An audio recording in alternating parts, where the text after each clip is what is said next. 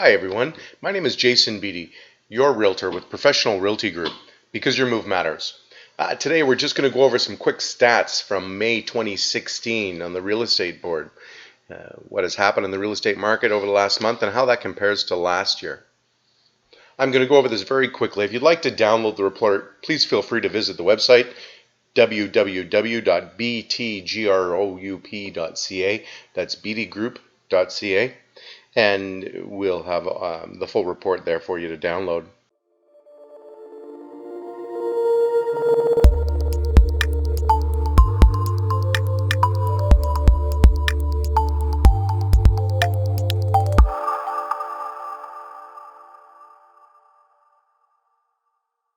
Now, as we get to the first page, we're going to see the market status.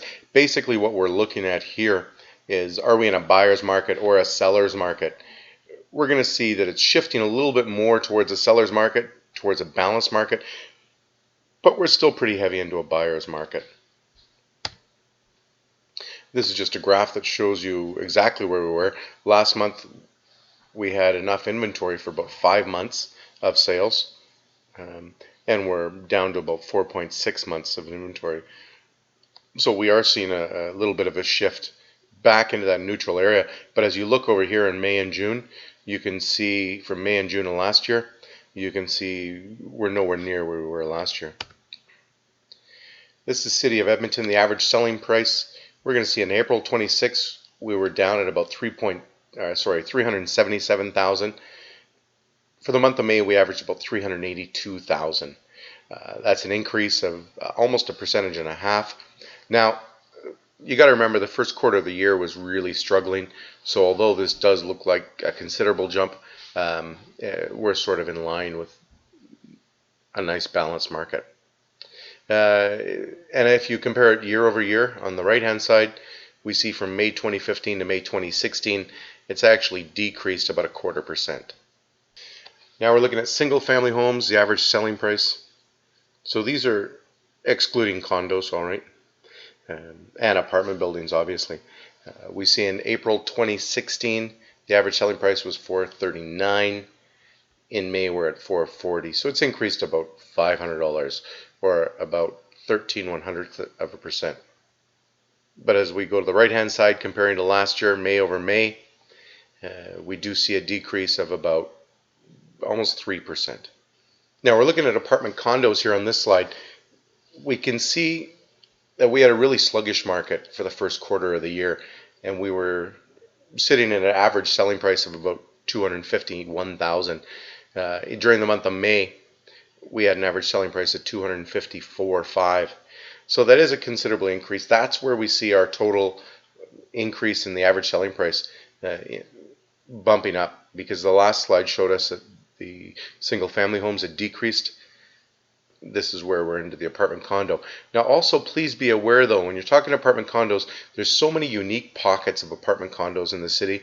You really need to have specific information on your neighborhood to get a good feel.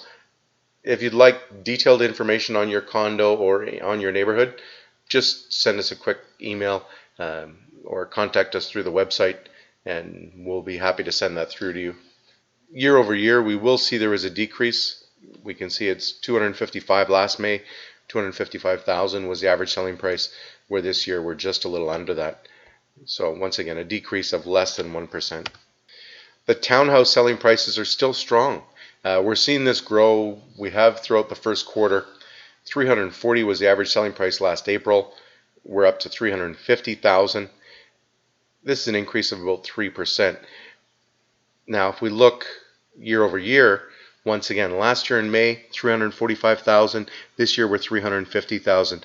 In this slide, we're looking at the residential average selling price. So basically, what we're seeing is just what the average selling price is every year.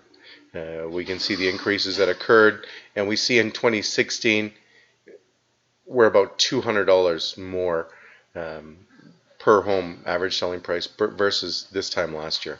Inventory, this is a very important stat for us because we can actually see April 2016, we had 3,258 homes. In May, we're roughly about the same. It's saying we're down about 1%. If we do look compared to May of last year, though, we have less homes coming on the market, which is a good sign, which is helping us balance out that market. It's actually a decrease of 2.6% of homes that have come on the market this year versus what was on the market last year. This slide here is just going to show us listing inventory compared to sold inventory. There's 13 months of history here, but really let's just look at what's gone on this month compared to last month. We do see the total number of active listings has increased, so about 100 more homes on the market this month than there was last month. But then as we look down here, we did see about 140 more of them sell. So the absorption is happening at a fair rate. This page is just a graphic that deals with the odds of selling and has us visually being able to see the likelihood of selling and how it was compared to other times. So we see April 2016, it was giving us about a 20% chance of selling. This is just strictly dealing with the number of homes sold versus the number on the market. So a month later, we can see the chance of selling actually increased. Obviously, we can see the chance of selling is considerably down compared to this time last year, almost 20%. Average days on market.